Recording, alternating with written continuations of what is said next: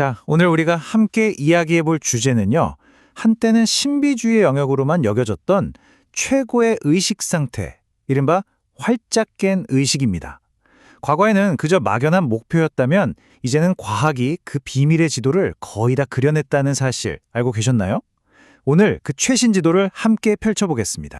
바로 이 질문이 오늘 모든 이야기를 관통하는 핵심이라고 할 수 있어요. 천재들의 그 번뜩이는 영감, 혹은 영적 수행자들이 말하는 깊은 평온함 같은 것들이요. 더 이상 막연하고 추상적인 개념이 아니라는 거죠. 우리가 이해하고 심지어 훈련까지 할 수 있는 구체적인 신경학적 설계도가 있다는 뜻이니까요. 자, 그럼 이 이야기가 어디서부터 시작됐는지 그 뿌리부터 한번 따라가 볼까요? 2013년쯤에 널리 알려지기 시작한 활짝 깬 의식의 최초 모델이 있는데요. 사실 이건 1970년대의 선구적인 발견에 그 바탕을 두고 있습니다. 개념 자체는요, 어떻게 보면 되게 단순한데 또 엄청 혁명적이었습니다. 우리의 정신이 최고의 상태에 있을 때 뇌에서는 베타, 알파, 세타, 델타 이 네 가지 뇌파가 아주 절묘한 황금 비율로 조화롭게 공존한다는 아이디어였죠.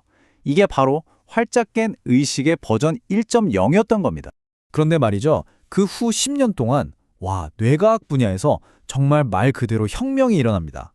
그리고 이 엄청난 변화가 기존의 1.0 모델을 완전히 새롭게 뜯어고치게 만들었죠. 지난 10년간의 발전 속도는 정말 어마어마했는데요. 뇌를 그냥 독립된 도시들의 집합처럼 보던 관점에서 이 도시들을 쌩쌩 잇는 거대한 초고속도로망, 바로 네트워크의 관점으로 이해하기 시작한 거예요. 이건 정말 엄청난 관점의 대전환이었습니다. 그래서 핵심이 뭐냐면요. 바로 이겁니다. 이제는 단순히 뇌파의 모양이나 세기만 보는 게 아니에요. 훨씬 더 깊이 들어가서 뇌 안에 있는 여러 네트워크들 사이에서 정보가 어떻게 흘러가는지, 또 얘네들이 얼마나 역동적으로 균형을 맞추는지, 바로 이걸 보는 거죠. 자, 지금부터가 진짜 흥미진진한 부분입니다.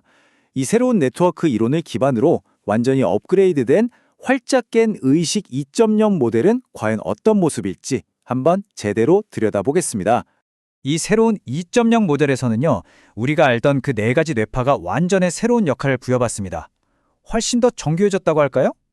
예전에는 그냥 생각의 엔진이다, 이 정도로만 알았던 베타파가 이제는 우리 집중력을 총괄하는 중앙집행 네트워크를 쌩쌩 돌리는 핵심 동력으로 밝혀진 거죠. 그리고 알파파는 단순한 다리가 아니라 중요한 정보만 선별해서 통과시키는 사이언스 네트워크의 아주 까다로운 문지기 역할을 하고요. 세타파는 우리 감정과 기억을 다루는 언어로, 델타파는 뇌의 멀리 떨어진 부분들을 연결하는 장거리 통신망으로 기능합니다. 결국 뇌파 하나하나를 네트워크라는 큰 그림 안에서 완전히 새롭게 해석하게 된 겁니다. 그리고 여기에 2.0 모델의 비밀병기라고 할 수 있는 감마파가 등장합니다. 예전엔 크게 주목받지 못했는데요.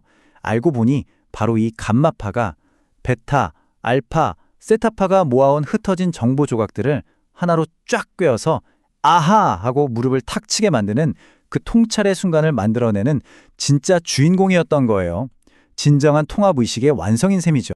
앞으로 계속 나올 이름들이니까 이 세 가지 네트워크는 꼭 기억해 두시면 좋아요. 우리 뇌의 의식 상태는 사실상 이 셋이 어떻게 상호작용하느냐에 달려있거든요. 업무에 막 집중하고 있는 냉철한 CEO, 혼자 이런저런 공상에 빠지는 감성적인 이야기꾼, 그리고 이 둘 사이에서 자, 이제 일할 시간, 이제 좀 쉬어 하고 채널을 돌려주는 마스터 스위치.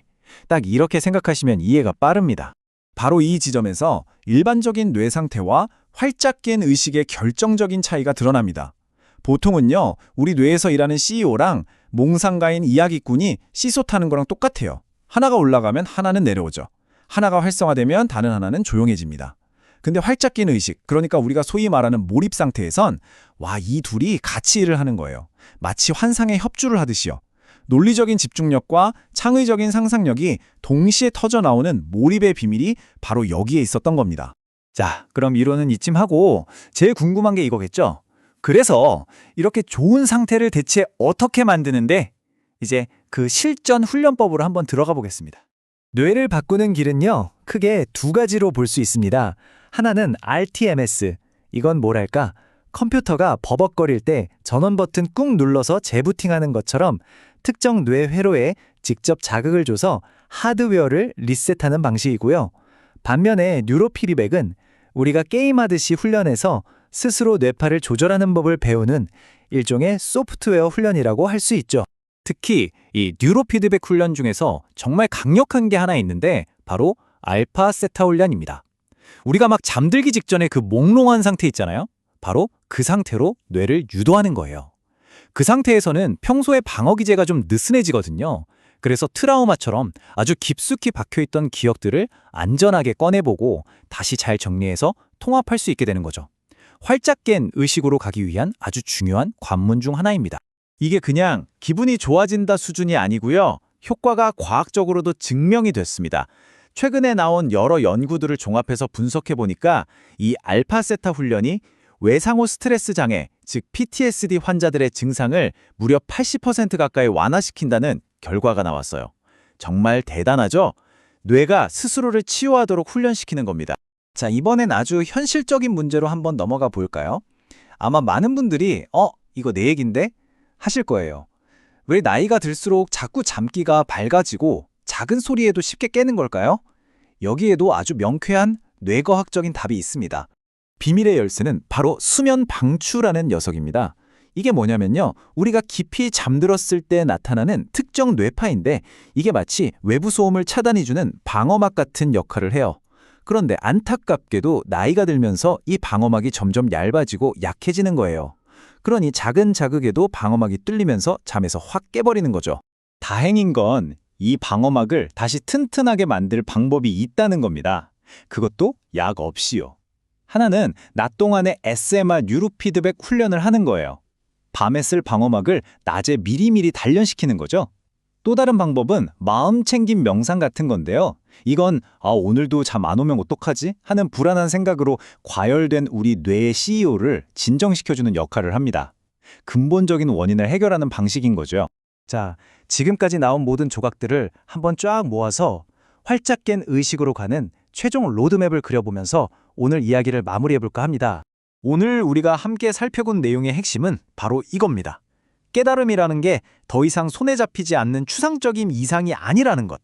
이제는 과학적으로 검증된 지도를 가지고 한 걸음씩 나아갈 수 있는 아주 구체적인 목적지가 되었다는 겁니다.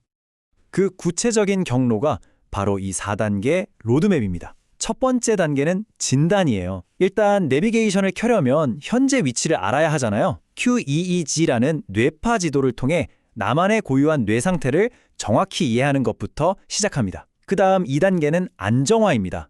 뇌의 기초 체력을 기르고 신경계를 차분하게 조절하는 거죠. 그리고 3단계 통합에서는 알파세타 훈련 같은 깊이 있는 훈련으로 내 안에 숨겨진 문제들을 해결하고 잠재력을 끌어냅니다. 그리고 마침내 마지막 4단계 완성에 이르면 통찰과 몰입이 자연스럽게 일어나는 활짝 깬 의식이 더 이상 특별한 상태가 아닌 나의 새로운 일상, 새로운 기본값이 되는 겁니다.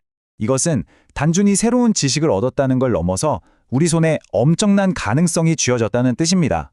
우리 스스로의 뇌를 의식적으로 설계하고 진화시킬 수 있는 도구, 그 지도를 손에 넣은 거니까요. 자, 이 지도를 가지고 우리는 어디로 향해야 할까요? 그 선택은 이제 우리 각자의 몫으로 남았습니다.